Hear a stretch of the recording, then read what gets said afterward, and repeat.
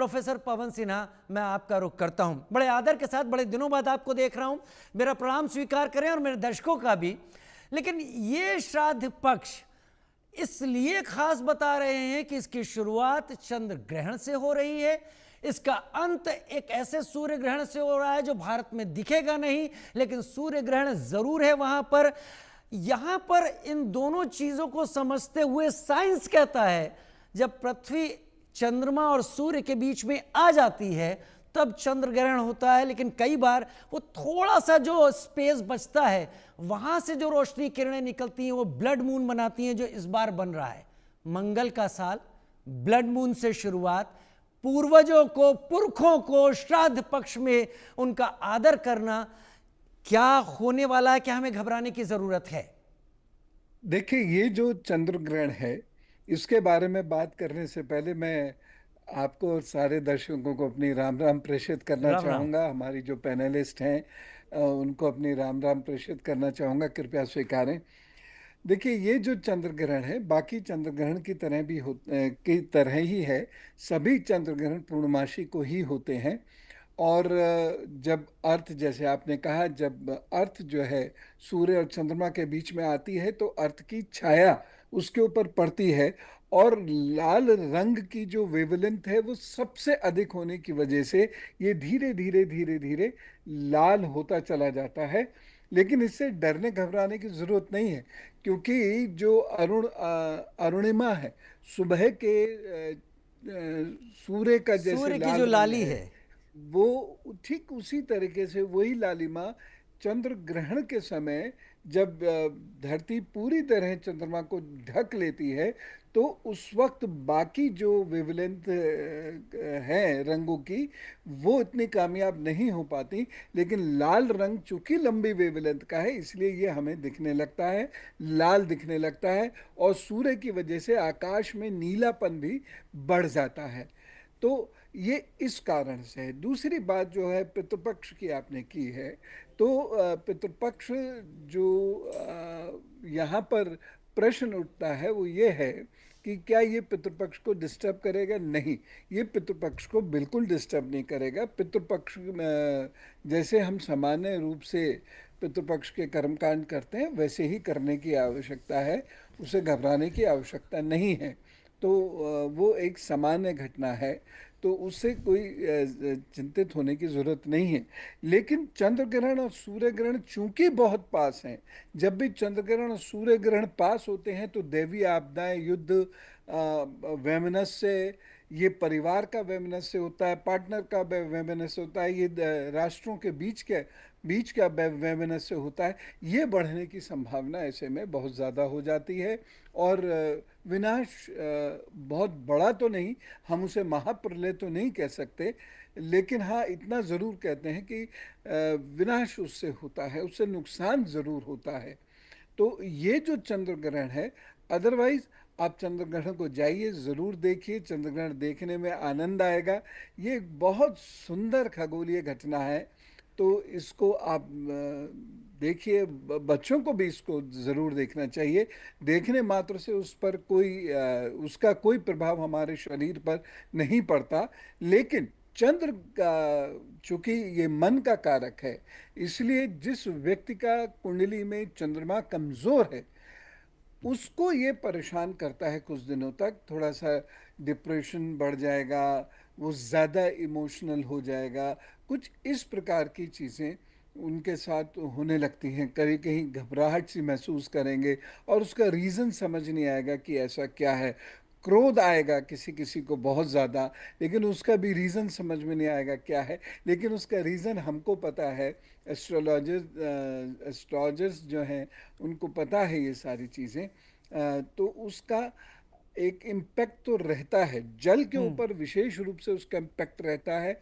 और जब जल व्यवस्था धरती की बिगड़ती है तो बहुत सारी व्यवस्थाओं पर वो असर डालती है। जल का अर्थ है जयति लीलयति, यानी वहीं से ये धरती उत्पन्न होती है और वहीं ये समाएगी, इसलिए उसका हम पर इम्पैक्ट बहुत ज़्यादा होता है। तो जलीय स्थिति भी डिस्टर्ब होगी। लेकिन मैं फिर भी कहूँगा पितृपक्ष से इसका कोई संबंध नहीं है, और चंद्रमा को देखने से आप कोई बहुत बुरी तरह प्रभावित हो ऐसा कुछ नहीं है। इसमें आँखों को कोई खतरा नहीं होता है।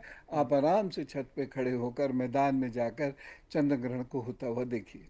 चंद्र ग्रहण को होता हुआ देखें। प्रोफेसर पवन सिन्हा जी जब बात रखते हैं तो इसी स्पष्टता के साथ समझ में आती है और फिर ये लगता है कि कन्फ्यूजन नहीं है। लेकिन डॉक्टर पारुल चौधरी, क्योंकि आप एस्ट्रोलॉजर भी हैं, आप बहुत कुछ इन सब से जुड़ा हुआ पिछले कुछ दिनों में आप पढ़ रही होंगी। जैसे अभी प्रोफेसर पवन सिन्हा ने कहा कि जहाँ तक जल की बात है ये उससे कुछ असर होता है। मैं पिछले कुछ दिनों में देख रहा हूँ कि हम तबाही देख रहे हैं, केवल भारत में नहीं देख रहे हैं जल की तबाही, वो अलग अलग जगह देख रहे हैं। लेकिन इस चंद्र ग्रहण से उसका कोई ताल्लुक है नहीं है, मुझे नहीं पता। चंद्रमा मन का कारक है। ये साल न्यूमरोलॉजी कहता है मंगल की है। हम सितंबर के माह में हैं जब पितृपक्ष चल रहा है। एक बहुत बड़ा तबका ऐसा है जो बहुत सारी चीजों को गहनता से नहीं समझता, वो पुराने जमाने से चले आ रहे रीति संस्कारों को मानता है। क्या कुछ खास करने की जरूरत है? सूतक क्यों होता है? उसका क्या असर होता है? जी राजीव जी, हर हर महादेव। हर हर महादेव। गुरु जी आपको भी प्रणाम बहुत बहुत।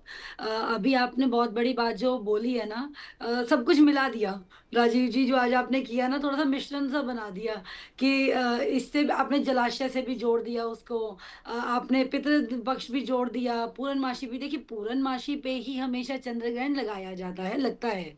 तो ये हमेशा, एक तो देखो साइंटिफिक चीजें जो चली आ रही हैं वो उसी के साथ जुड़ेगा वो चीज। अभी अब अगर हम बात कर रहे हैं कि पितृपक्ष पे इस पे कोई असर हो रहा है, तो नहीं हो रहा। गुरुजी ने बिल्कुल ठीक बात बोली, पितृपक्ष पे इसका कोई असर नहीं होने वाला है। बाकी देखिए कुंभ राशि पे दशम भाव में लग रहा है, और अगर हम बात करते हैं अपने प्राचीन खगोल शास्त्र की, तो उसमें बोला गया है कि जब सूर्य और चंद्र राहु केतु के निकट पहुंचते हैं तब यह ग्रहण की स्थिति बन जाती है और ग्रहण या तो लग जाता है। अब हम बात करें नक्षत्रों की, तो शतकारता नक्षत्र में लग रहा है। यानी जब ये ग्रहण लगेगा ना, उस समय राहु का नक्षत्र होगा। थोड़ी देर के बाद यह बृहस्पति में जाके गोचर करेगा, यानी बृहस्पति के नक्षत्र में आ जाएगा। तो चीजें खराब तो हो रही हैं लेकिन बैलेंस भी हो रही हैं। अब हम ये नहीं बोल सकते कि आप पे, मुझ पे या किसी पर भी इसका असर बहुत कम है, किसी पे ज्यादा है। मोर एंड लेस सब पे असर हो रहा है, क्योंकि 85% जनता जो है ग्रस्त हो रही है। क्योंकि खगास ग्रहण पड़ रहा है इस समय, पूर्ण ग्रहण एक तरह से। तो असर तो सब पे रहने वाला है इसका। किसी पे ज्यादा है, कुंडली पे डिपेंड करता है, किसी पे कम है। जिसका चंद्रमा पीड़ित है, जिसकी शनि की इस टाइम पे ढैया चल रही है, साढ़े सती चल रही है, राहु जिसका पीड़ित है, या फिर केतु, ये 4 ग्रह अगर आपके खराब हैं तो डेफिनेटली आप पे असर हो रहा है। और अगर हम बात करें, जैसे आपदाएं आ रही है, साइक्लोन आ चुका है, और टेक्टोनिक चीजों पे भी खराब चीजें हो रही अर्थक्वेक्स हैं। कितने आ गए? हाँ देखिए, जितने भी अभी इस टाइम पे भूकंप भी आए हैं आपने देखे हैं, तो 15 दिन के पहले ही असर दिखाता ही है। कोई भी ग्रहण अगर आएगा पहले भी देखेंगे, तो जो हमारा ऑपरेशन सिंदूर हुआ था उससे पहले सूर्य ग्रहण लगा था। उसके बाद ही ये सब, जब इंडिया पाकिस्तान का झगड़ा, और ये एक झगड़ा नहीं होना था, हमने पहले भी डॉक्टर बोला पारुल था चौधरी, ये। अभी आपने कहा कि क्या आपने कहा ज्योतिष क्या कहता है राहु और केतु के प्रभाव में आने से चंद्र ग्रहण होता है? क्या वो आपने क्या बोला? मैंने आपको बोला कि जब भी सूर्य चंद्रमा निकट आते हैं राहु केतु के, तब ग्रहण बनता है।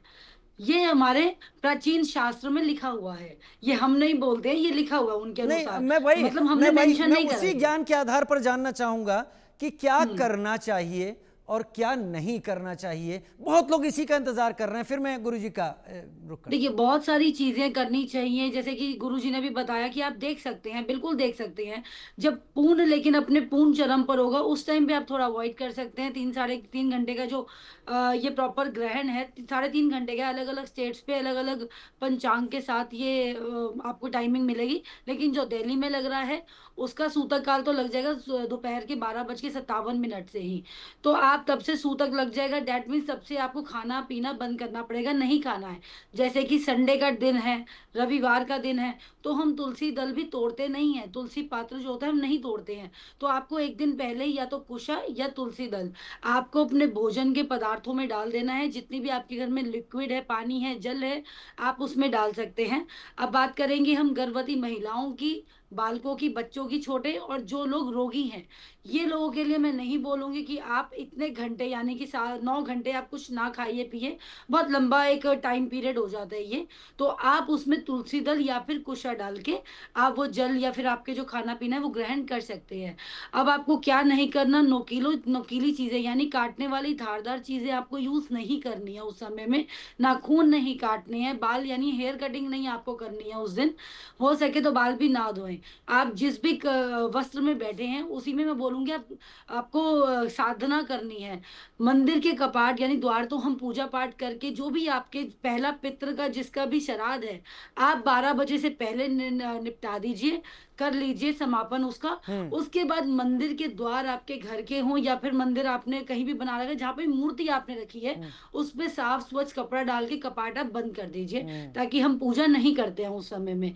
और जो हम पूजा पाठ की बात करते हैं, मानसिक पूजा करनी है, जाप करना है, मंत्र करना है, वो आप एक स्वस्थ एक जगह लेके आसन बिछा के वहाँ पे आप कर सकते हैं। ठीक है। क्योंकि ग्रहण देखिए हमेशा नेगेटिविटी नहीं लेके आता राजीव जी, हम्म। हम हर चीज़ नेगेटिविटी से नहीं जोड़ेंगे। मैं यही सोच रहा हूँ मैनिफेस्टेशन पारुल जी, मैं यही हाँ। सोच रहा हूँ, क्योंकि मैं मानता हूँ कि बहुत कुछ पॉजिटिव मैं देखना चाहूँगा। वो जो उजला हुआ चांद निकलेगा वो और रोशनी देगा। लेकिन तो वो बहुत ही अद्भुत होगा। प्रोफेसर पवन सिन्हा, पितृपक्ष की अगर हम बात करें, श्राद्ध पक्ष की बात करें, भारत ही नहीं, एक बहुत फेमस पिक्चर आई थी जो कार्टून फिल्म